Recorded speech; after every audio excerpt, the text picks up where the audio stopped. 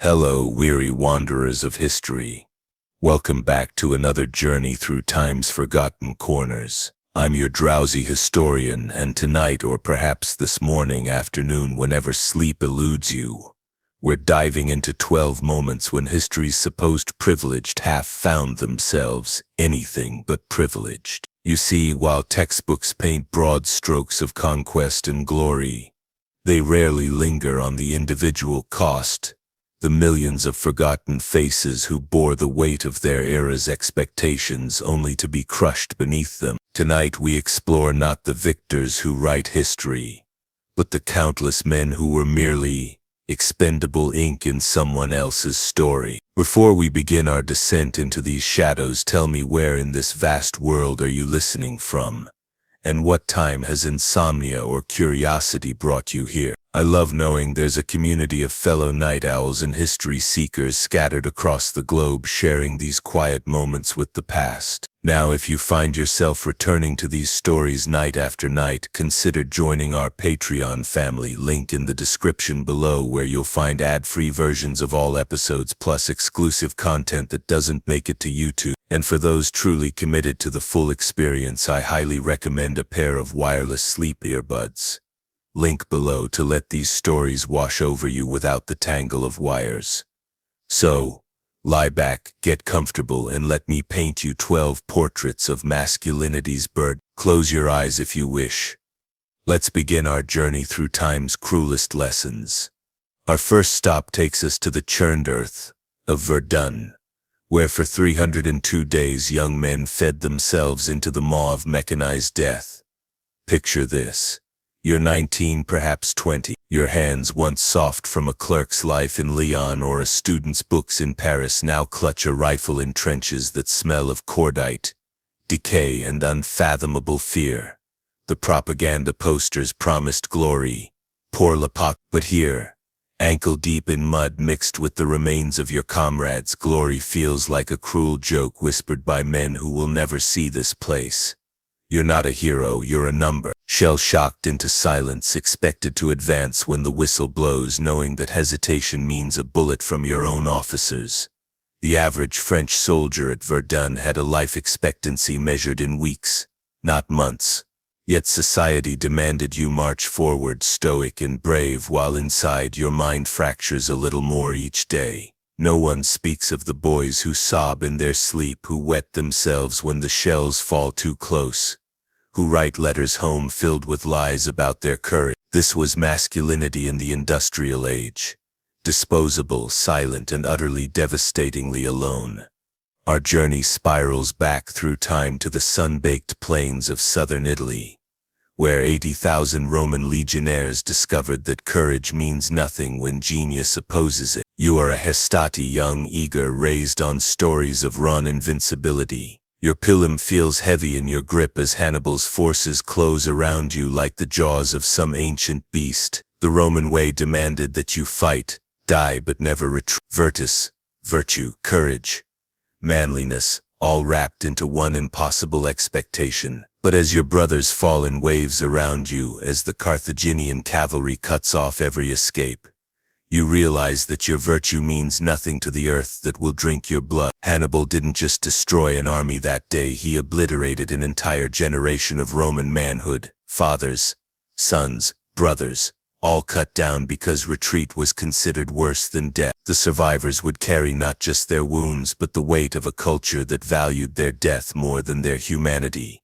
In the aftermath, Rome would mourn its eagles and its honor, but who mourned the young man who wanted nothing more than to see his farm again, to marry the girl who waited in his village? His name was recorded nowhere. His voice was lost to time. He was simply Roman, simply male, simply expected to die well. Our next stop carries us to plague-ravaged Europe, where men found themselves drafted into humanity's darkest hour, not as soldiers but as grave diggers, corpse carriers, and the last witnesses to their world's collapse. You're a survivor in London, perhaps a former baker whose ovens now burn bodies instead of bread. The plague didn't discriminate, but society's response certainly did. While women and children sheltered indoors, men were expected to venture out, to maintain order, to dispose of the dead. Your wagon creaks under its grim cargo as you navigate streets littered with the bodies of those who just days before shared your hopes,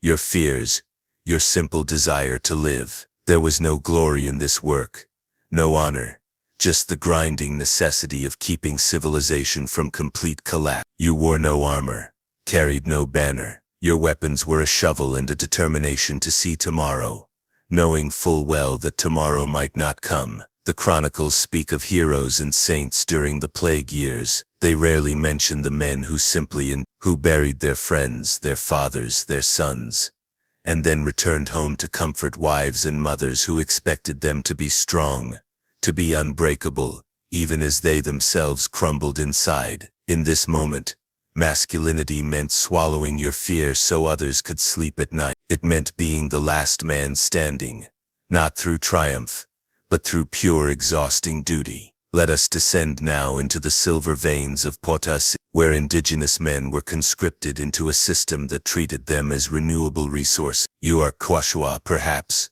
torn from your village by the Spanish Mita system, a draft that promised work but delivered death. The Cerro Rico, the rich hills stretched above you like a promise of wealth that would never touch your hand. Down in the shafts where the air grows thin and poisonous, where mercury vapor slowly destroys your nervous system, you chip away at rock that will fund European wars you'll never understand, build churches you'll never enter as an equal. 8 million men died in these tunnels over 3 centuries. 8 million, each one expected to descend daily into this underworld, to emerge covered in dust and exhaustion, to hand over silver worth more than their lives to masters who saw them as equipment valuable only so long as they functioned. Your masculinity here wasn't about conquest or glory.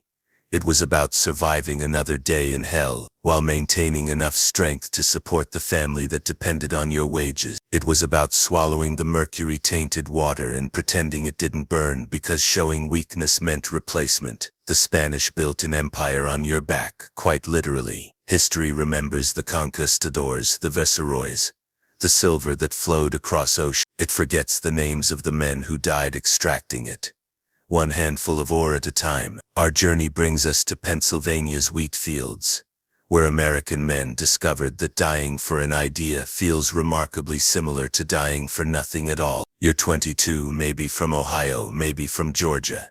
It hardly matters now as you fix bayonets and prepare for Pickett's charge. The morning sun glints off thousands of rifle barrels as you stand shoulder to shoulder with boys who yesterday were clerks, farmers, teachers. Now you're all supposed to be warriors, expected to walk across 3/4 of a mile of open ground toward an enemy who's had 3 days to prepare for your arrival. Your drill sergeant never mentioned how your bowels would loosen before battle, how your hands would shake, how you'd think of your mother's biscuits as grape shot tears through the ranks. Courage, they told you, was natural to men. Courage was bred into American blood. But as you watch friends disappear in puffs of red mist, as the Confederate lines unleash hell itself upon your advance, you realize that courage is just terror with nowhere to run. You're not a hero.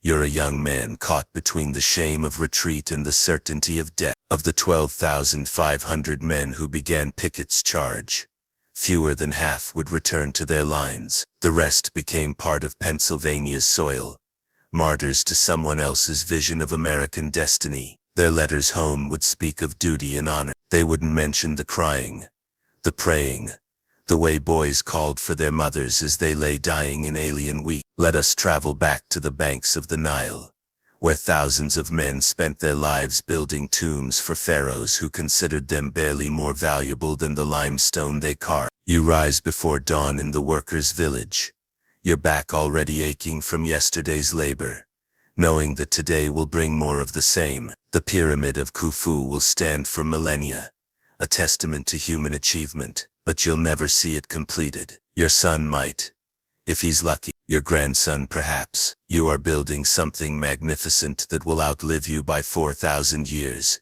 Yet your name will be forgotten before the capstone is placed. 20,000 men labored here for 2 decades. 20,000 lives measured in blocks of stone, hauled up ramps, in chisels worn dull against granite, and backs broken for another man's journey to the afterlife. Your mortality was always accepted, expected. Pharaohs were gods, but you were merely mortal muscle. The heat of the desert sun beats down as you strain against ropes, as you guide massive blocks into position with nothing but wooden rollers and human determination. When you collapse from exhaustion, there are always more men to take your place. When you die from injury or disease, your body goes to a shallow grave while the pharaoh's tomb grows taller. This was masculinity in ancient Egypt, the silent understanding that your sweat, your strength, your life itself existed to serve power that would never acknowledge your sacrifice. You built eternity for others, while accepting your own expendability. Our next stop brings us to the smoky heart of industrial England, where men learned that progress had a very human price. You're 35 perhaps, with lungs already blackened from cotton dust, hands scarred from machinery that never stops, never sleeps, never shows mercy. 14 hours a day, 6 days a week. You tend machines in air so thick with fiber that breathing becomes a conscious effort. The factory floor thunders with the sound of progress. Looms and spindles that spin wealth for men you'll never meet, in houses you'll never see, eating food you could never afford. The Victorian ideal spoke of masculine provider, of the dignity of labor. But dignity feels hollow when you're paid barely enough to keep your family fed, when your children work beside you because there's no other choice, when every breath shortens your life for someone else's profit. You've seen too many men disappear into the machinery, literally consumed by the industrial evolution that promised to liberate humanity. Your brother lost 3 fingers to a loom. Your neighbor died coughing up blood at 42. The factory owners speak of necessary sacrifices for progress, as if your lungs were willing offerings to the altar of modernity. This was masculinity in the industrial age, being ground down like grain in a mill, transformed from human being to human resource. Your strength, your time, your health, all commodities to be purchased, consumed and discarded when they wore out. Let us descend into the darkest hold of history, where millions of African men discovered that humanity itself could be stripped away, sold and transported. You are shackled in the belly of a ship that rocks with the rhythm of despair, surrounded by the smell of fear and suffering. Once you were a father, perhaps, or a son with dreams of your own. You had a name in your own language, status in your community, plans for tomorrow. Now you are inventory measured by weight and potential labor value, reduced to a number in a ledger book that will follow you across an ocean. The space around you is barely large enough for a coffin. Men cry out in languages you don't understand, sharing the universal vocabulary of pain. Some have already given up, staring at nothing with eyes that no longer see hope. Others rage against chains that are stronger than their strongest day. Your masculinity here means nothing less than nothing. You cannot protect, cannot provide, cannot even die with dignity. You are property now, flesh to be sold to other men who will measure your worth by how much tobacco you can pick, how much cotton you can gather, how long you can last before breaking completely. 10 to 12 million African men made this crossing over 3 centuries, each one a universe of destroyed possibilities, of families shattered, of identities erased. History would remember the prophets, the plantations, the economic systems built on this foundation. It would take centuries to even begin remembering the names. Our journey takes us to the frozen wastes of Siberia, where Soviet men learned that revolution too had an appetite for human sacrifice. You are a kulak perhaps, or an intellectual, or simply someone who asked the wrong question at the wrong time. Now you are Zek, a prisoner in the archipelago of suffering that stretched across the world's largest nation. The temperature hovers at 40 below zero as you swing your pickaxe at permafrost that rings like iron. Your hands, wrapped in rags because gloves are a luxury, bleed through makeshift mittens as you fulfill quotas that were designed to be impossible. Failure means reduced rations, Reduced rations mean death by starvation. Success means living to face the same impossible quota tomorrow. Stalin's promise was of building socialism, of creating the new Soviet man. But the new Soviet man, it turned out, was remarkably similar to the old Russian serf, expendable, silent, expected to die for someone else's vision of paradise. Your masculinity was irrelevant here. Ideology had flattened all human distinctions into simple categories, useful and expendable. 18 million souls passed through the Gulag system. 18 million lives reduced to production statistics. Their bones scattered across construction projects that would outlast the system that killed them. You chip away at the Siberian ice, building a canal or railroad that will serve a state that considers you less valuable than the tools you wield. Here, being a man meant accepting that your life had meaning only as a unit of labor, that your thoughts, your dreams, your love for family back home were weaknesses to be eliminated through cold hunger and relentless work. Let us venture to Southeast Asia, where Cambodian men discovered that even revolutions needed scapegoats. You are educated, perhaps a teacher, maybe someone who wore glasses, or simply someone who lived in the city when the Khmer Rouge decided that cities themselves were counter-revolution. The march to the countryside began with promises of renewal, of returning to an agrarian paradise. But paradise, it seems, required the elimination of everyone who might remember the world that came before. Your education makes you suspect. Your ability to read makes you dangerous. Your questions make you an enemy of the people. In the rice fields of Pol Pot's Cambodia, masculinity meant accepting that thinking too much, remembering too much, hoping too much could be fatal. You plant rice with bleeding hands while children with rifles watch for signs of weakness, for evidence that you might harbor counter-revolutionary thoughts. 2 million Cambodians died in less than 4 years, a quarter of the nation's population. Men were particular targets, seen as threats to the new order simply by virtue of having lived in the old one. Your crime was existing as an adult in a revolution that trusted only children to be pure enough for its vision. The irony cuts deep. You are killed not for opposing change, but for representing continuity with a past that the revolution needed to erase completely. Your death serves no god, no nation, no ideal beyond the mad logic of ideological purity that demanded the elimination of memory itself. Our journey brings us to the highlands of Mexico, where Spanish soldiers learned that glory comes with a price few textbooks mention. You march with Cortés, perhaps.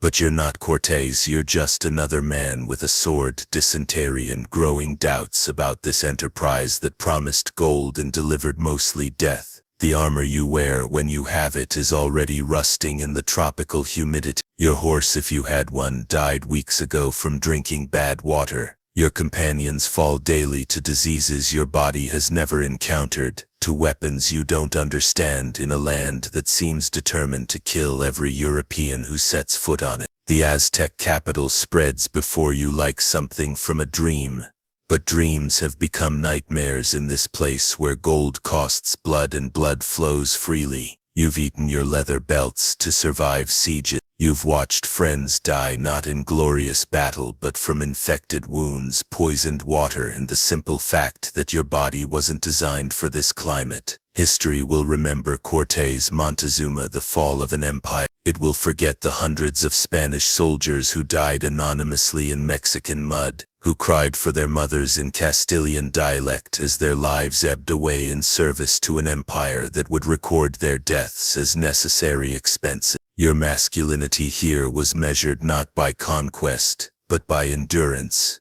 the ability to keep walking when every step brought fresh horror, to maintain discipline when your world had become chaos, to die quietly when dying was all that remained. Our final stop brings us to the dawn of the atomic age, where men built the weapons that would define the remainder of human history without understanding what they were creating. You work at Hanford, perhaps, or Los Alamas, separated from your family by secrecy, building something the government won't name for people who might not survive its use.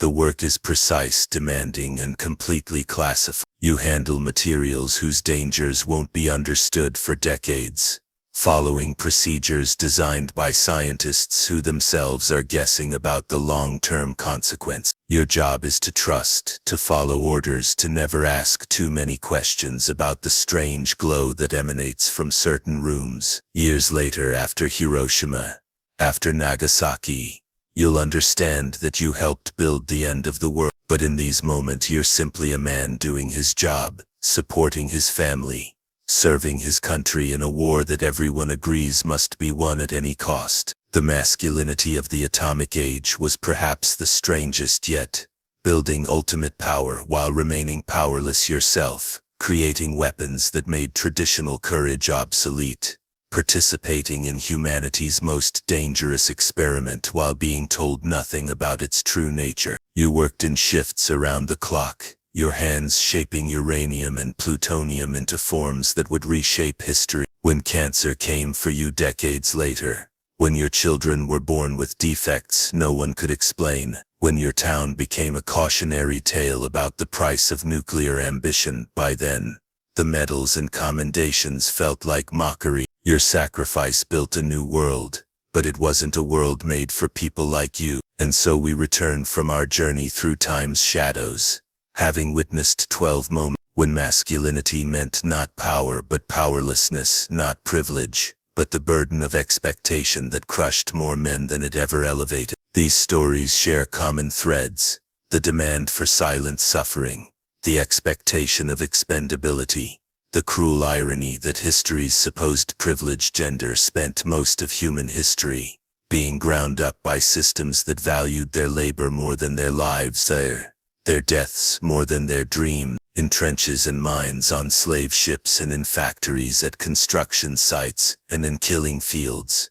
millions of men discovered that their greatest enemy wasn't opposing armies or natural disasters, but the simple fact that their humanity was considered secondary to their utility. Perhaps that's the most profound tragedy of all.